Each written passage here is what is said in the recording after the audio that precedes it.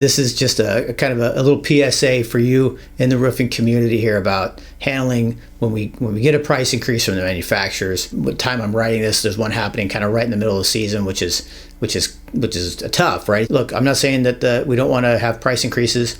We all need to raise our prices. We all need to stay ahead of inflation. We all need to be profitable, manufacturers included. Not beating anybody up for that. But what this is for is how to actually process that price increase without losing money. One of the things I'm going to give you, I'm going to go through this really quick, and then you can download kind of a summary, a checklist of this, some of the things I'm going to talk about here, and also there's some scripting for some follow-up and some ways to engage some clients with. You can get the download, it'll be in the description to get the link. First thing, that when you learn about a price increase, and well, sometimes we get a letter from the supplier, sometimes we hear about it, just scuttlebutt around, but we see these manufacturers start to post things, and they'll usually do it months ahead of time. First thing that you want to do is reach out to the suppliers and meet with your rep or the manager of the branch that you typically work with. You want to find out if it's actually going to happen. I'm recording this in 2024. We've just come out of COVID. There was a big, massive, bunch of inflation, and there was lots of price increases in rapid succession, which you guys, if you've been in the business, know. And it was chaos and all of the drama that happens with making sure you have the prices in your system and all that stuff. First thing you want to do is verify the increase, because back in the day, it was very common to have people announce price increases and they would never happen. So it's kind of like the boy who cried wolf a little bit. And, responsible contractors would start raising their prices, and the next thing you know, they wouldn't happen, and their competitors were taking jobs because there were less. Next, if it's going to happen, then seek protection for your current jobs. If an increase is confirmed, then ask the suppliers to protect the pricing on the jobs that you already have sold. A lot of times, if you offer to give them your purchase orders ahead of time, and commit those jobs, then the suppliers will return in kind and protect you on those jobs. Especially if it's happening like right now, this increase can happen kind of in the season. It's not uncommon to have a couple months of backlog. So if you got a couple months of backlog and a price increase hits in there, you don't want to go back to the customers and try to get more money from them. That's not going to work. So a lot of times they'll protect you. You just got to plan ahead. So all these tips for you are for as soon as you find out about that price increase, you want to start implementing these tips that I'm going to give you right here, okay? You can potentially negotiate some material storage options.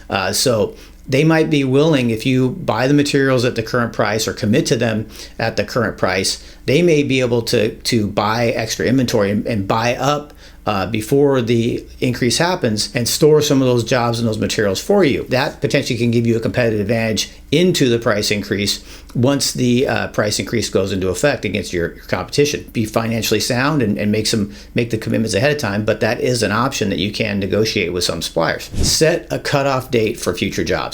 So try to negotiate a cutoff date by which you can send purchase orders at the protected price. You can then use this as a selling feature for prospective homeowners who want to secure the current price but are planning to do the job at a future date. So that would be, hey, what's my cutoff going to be? What can I commit to? And if I buy these jobs, how far can I have them stored until I have to use the materials?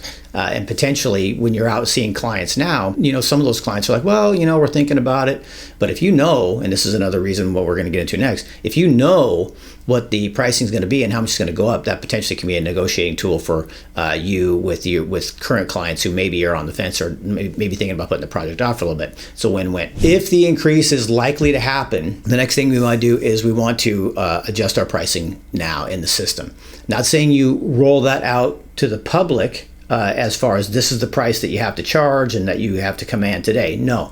What I'm saying is get the update in your system. That is going to help you know what the new pricing is going to be. We'll talk about why that's important here in just a second. But also, it reduces the risk that when you do need to flip the switch and say, okay, this is the drop dead, this is when we have the price, it's already in there. A lot of times we're going to get around to that, we're going to get the pricing in there, we're going to get everything updated, and then we don't, and then 4 or 5 jobs get sold, or maybe more, at the old pricing, and you just kind of eat it. Well, that's that adds up, right? That's the kind of things that we can't, in a scalable business, we can't afford that. We don't want that. We're just giving away money when we could have just been a little bit disciplined ahead of time. None of us like doing administrative work. It's not the fun and sexy part of what we do, but do it right away. And the other thing that allows you to do is to be able to show the difference to clients when you're talking to them now, for sure, the real difference. If we just say, well, there's going to be a 5% increase, where homeowners, they can't really process that, right? They don't comprehend what that means. They can understand the hard dollar difference though. So if you have the real numbers in your system, you can say, hey, this is where it's going. This is what it is today. They can understand that.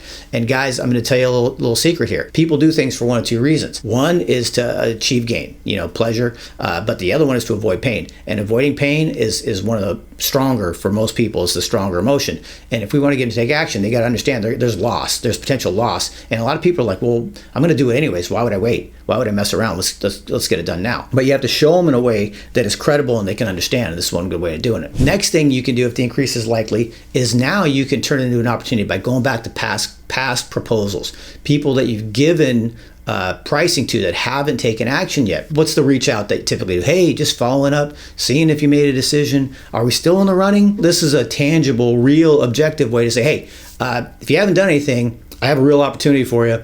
Let's talk about it. That can re-engage some people that might have, I think of people that we didn't sell as people that kind of nibbled on the hook but maybe started swimming away. Well, we might be able to kind of bring them back with the right kind of bait here. So you want to reach out to all clients that you've given past proposals to, inform them about the new pricing, and offer to maybe honor the existing price, or depending on what's going on with the season, maybe you say, and if you do it now, there's some extra bonus if they will commit before a certain cutoff date. Next, you want to get your sales people and your sales script ready.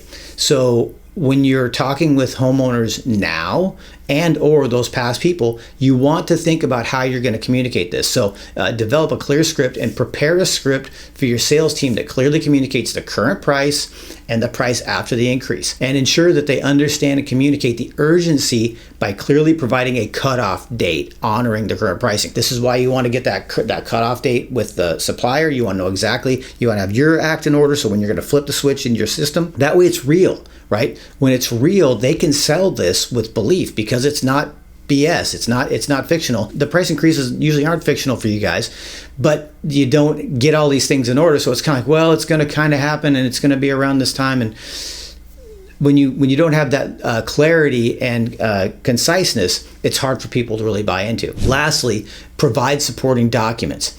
So have the letters from the manufacturers on hand to support what you're communicating. And this is usually pretty easy, but you want to make sure you get those copies. You get them in your salespeople's hands. You explain to them how to use them when they're explaining it. When you come in with third-party data and it's just not your salesperson saying, hey, there's a price increase coming and you better act now. Well, that's just a salesperson trying to sell something as far as a homeowner is concerned. You have those third-party letters, those manufacturers increases with the proper explanation of this is what the price is going to be, this is the difference, this is when it's going to happen, here's the information from the manufacturer to support it. Maybe we've negotiated a little bit of an extension on this, but you got to act now in order to take advantage of it. Whatever. You want to have all of that scripting and the supporting documents prepared. Implementing all these steps will not only help you to manage the next price increase more effectively, but also help you win more jobs in the process. Oh, and by the way, on the checklist, you get a checklist of what to follow, but we're also going to give you a couple of email templates to follow up with those old proposals. Okay, so that's on the checklist as well.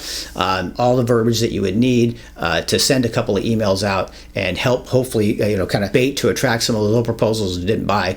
So go down in the description. There's a link in there. Click it, download it. There's no cost. There's no anything. It's all for you. And I hope that this helps you have the next price increase be a successful one for your company.